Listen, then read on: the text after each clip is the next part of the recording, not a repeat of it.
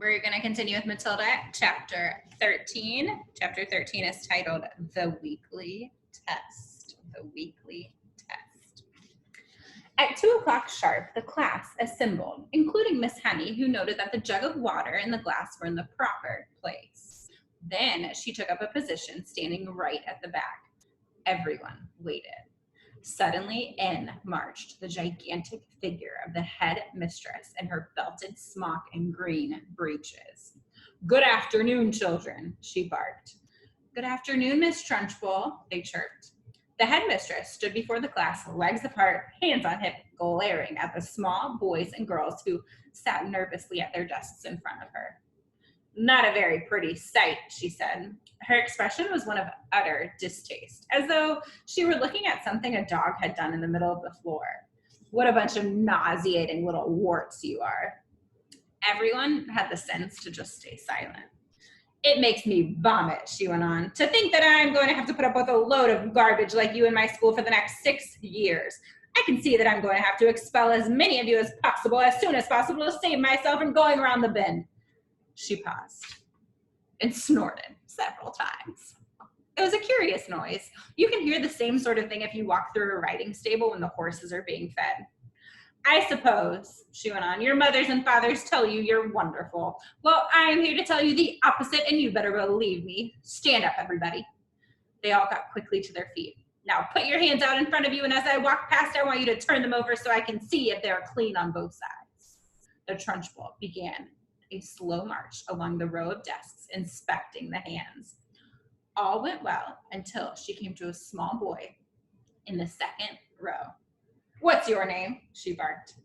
"Nigel," the boy said. "Nigel what?" "Nigel Hicks," the boy said. "Nigel Hicks what?" The Trunchbull bellowed. She bellowed so loud she nearly blew the little chap out the window. "That's it," Nigel said, "unless you want my middle name as well." He was a brave little fellow, and one could see that he was trying not to be scared by the Gorgon who towered above him.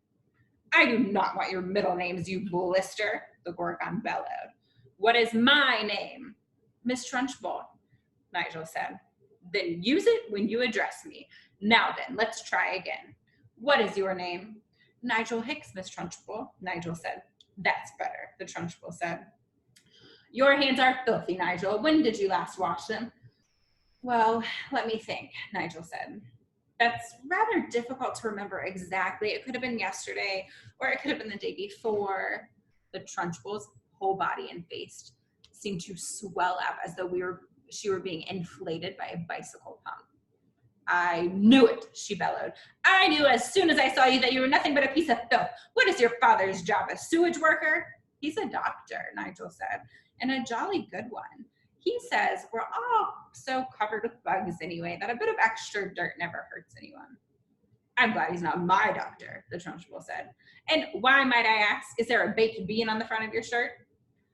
"We had them for lunch, Miss Trunchbull." "And do you usually put your lunch on the front of your shirt, Nigel? Is that what the famous doctor father of yours has taught you to do?" "Baked beans are hard to eat, Miss Trunchbull. They keep falling off my fork." "You are disgusting," the Trunchbull bellowed. "You are a walking germ factory. I don't wish to see any more of you today. Go and stand in the corner on one leg with your face to the wall." "But Miss Trunchbull—" "Don't argue with me, boy, or I'll make you stand on your head. Now do as you're told." Nigel went. "Now stay where you are, boy, while I test you on your spelling to see if you've learned anything at all this past week. And don't turn around when you talk to me. Keep your nasty little face to the wall. Now then, spell right." "Which one?" Nigel asked. "The thing you do with a pen, or the one that means the opposite of wrong?" He happened to be an unusually bright boy, and his mother had worked hard with him at home on spelling and reading. "The one with the pen, you little fool." Nigel spelled it correctly, which surprised the Trunchbull. She thought she had given him a very tricky word, one that he wouldn't yet have learned, and she was peeved that he had succeeded. Then Nigel said, still balancing on one leg and facing the wall, "Miss Honey taught us how to spell a new, very long word yesterday." "And what word was that?" the Trunchbull asked softly. The softer her voice became, the greater the danger, but Nigel wasn't to know this. "Difficulty," Nigel said. Everyone in the class can spell difficulty now. What nonsense, the Trunchbull said. You are not supposed to learn long words like that until you are at least 8 or 9. And don't try to tell me everybody in the class can spell that word. You are lying to me, Nigel. Test someone, Nigel said, taking an awful chance. Test anyone you like.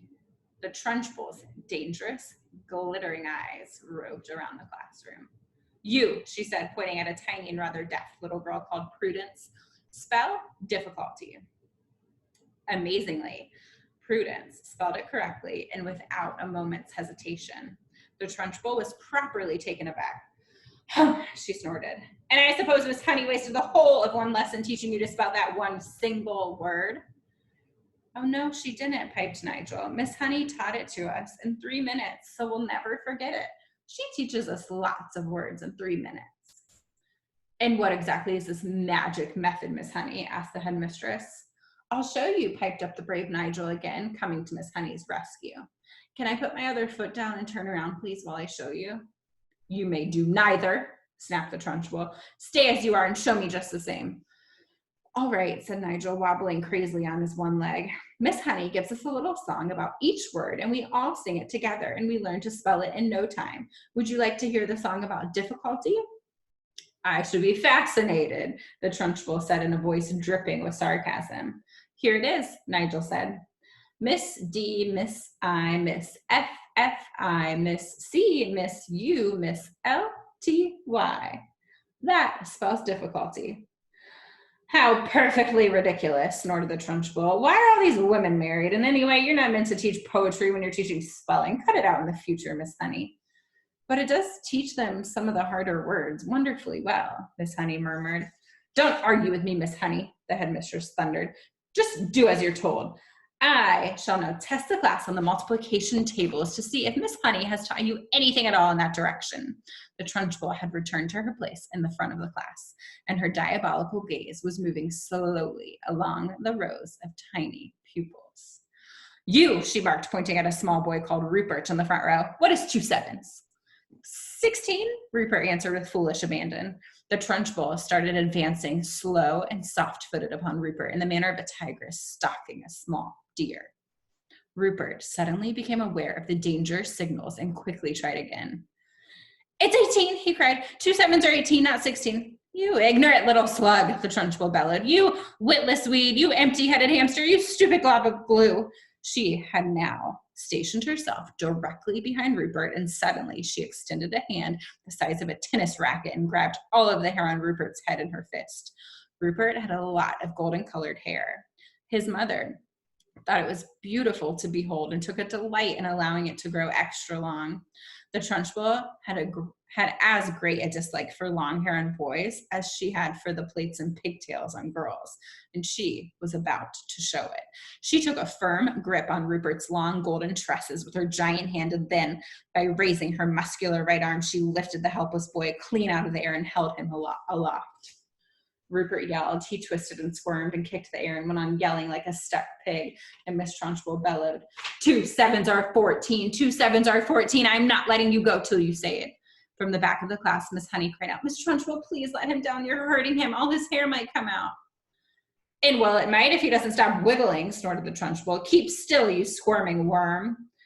It really was a quite extraordinary sight to see the giant headmistress dangling the small boy high in the air, and the boy spinning and twisting like something at the end of a string and shrieking his head off. Say it, bellowed the Trunchbull. Say 2 sevens are 14. Hurry up, or I'll start jerking you up and down, and then your hair really will come out, and we'll have enough of it to stuff a sofa. Get on with it, boy. Say 2 sevens are 14, and I'll let you go.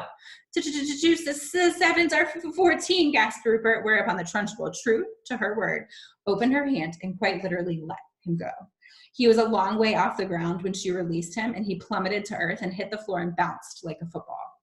Get up and stop whimpering, the Trunchbull barked. Rupert got up and went back to his desk, massaging his scalp with both hands. The Trunchbull returned to the front of the class. The children sat there hypnotized. None of them had seen anything quite like this before. It was splendid entertainment. It was better than a pantomime, but with one big difference. In this room, there was an enormous human bomb in front of them, which was liable to explode and blow someone to bits any moment.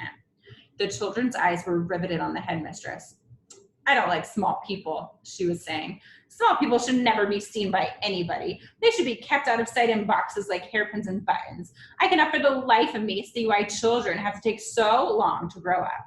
I think they do it on purpose. Another extremely brave little boy in the front row spoke up and said, but surely you were a small person once, Miss Trunchbull, weren't you?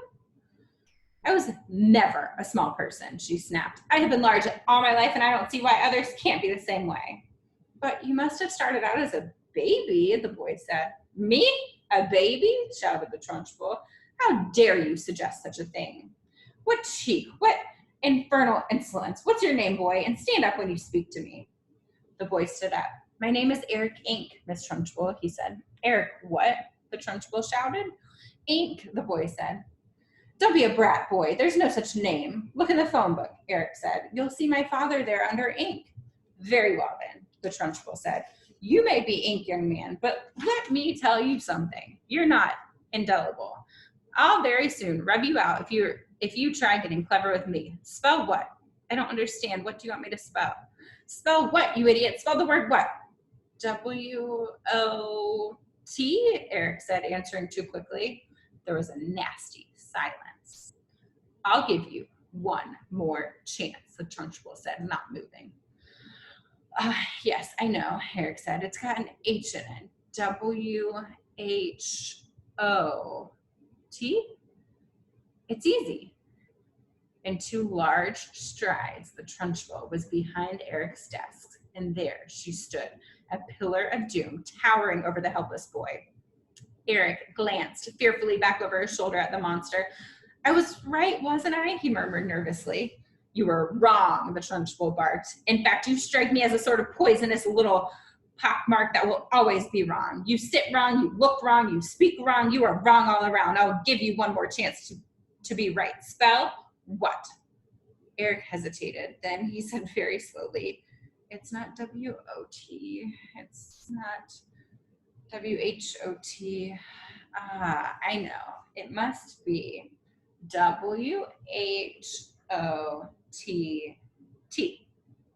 Standing behind Eric, the Trunchbull reached out and took hold of the boy's two ears, one with each hand, pinching them between forefinger and thumb.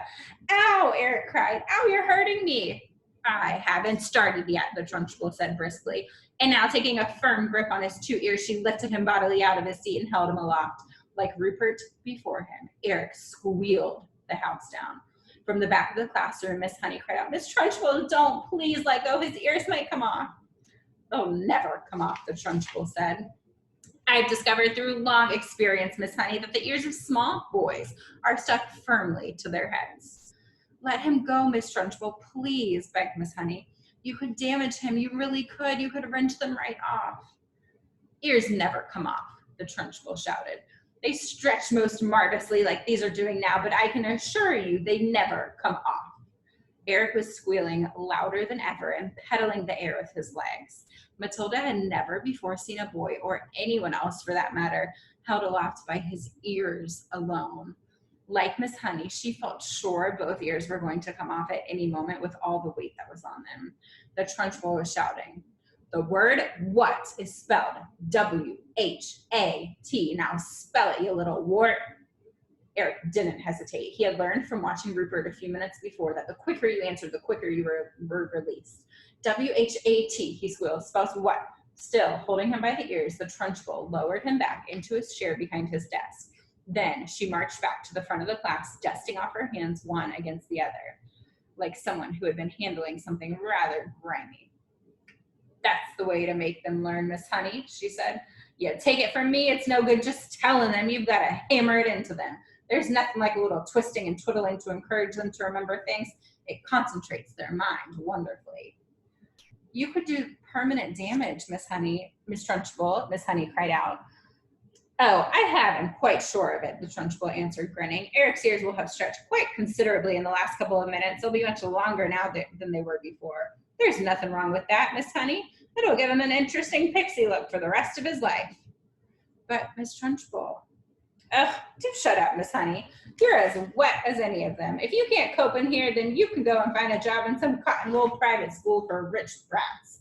When you have been teaching for as long as I have, you'll realize that it's no good at all to being kind to children. Read Nicholas Nickleby, Miss Honey, by Mr. Dickens.